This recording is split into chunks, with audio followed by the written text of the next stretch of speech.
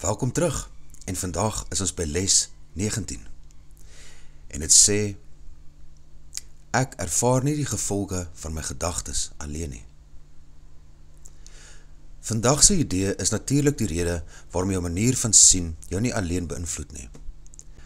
Jy sal opmerk dat die idees wat verband hou met die denke, soms die wat verband hou met persepsie voorafgaan, terwyl die volgorde met ander tye omgekeerd is. Die rede is dat die volgorde nie saak maak nie.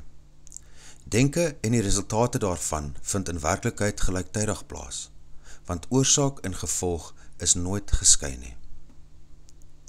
Ons beklemtoon weer vandag die feit dat almal se geestesdenke met mekaar verbind is. Aan die begin is die idee selde heeltemal welkom, want dit blyk 'n enorme gevoel van verantwoordelikheid mee te bring, en kan selfs as 'n inbreuk of privaatheid beskou word. Nogtans is dit 'n feit dat daar geen private gedagtes bestaan nie. Ten spyte van jou aanvanklike weerstand teen hierdie idee, sal jy uiteindelik begryp dat dit waar moet wees vir verlossing om hoegenaamd moontlik te wees. En verlossing moet moontlik wees, want dit is die wil van God. Die minuut of meer wat vandag se ondersoek van die geestesdenke vereis, moet met geslote oë gedoen word.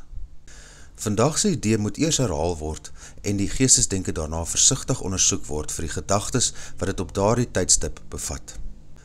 Noem die sentrale persoon of tema daarin, soos jy elkeen oordink. En terwyl jy dit in jou geestesdenke vashou, sê, ek ervaar nie die gevolge van hierdie gedagte oor, vul in, alleen nie.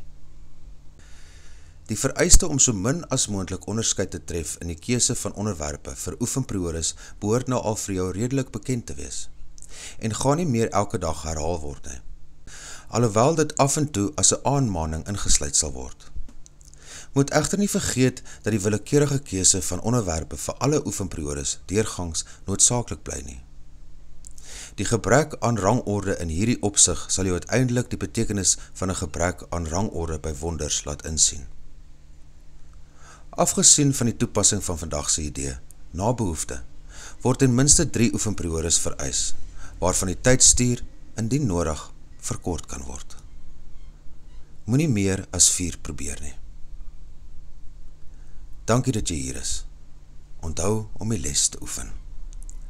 Vergewe, sien anders, leef in lig.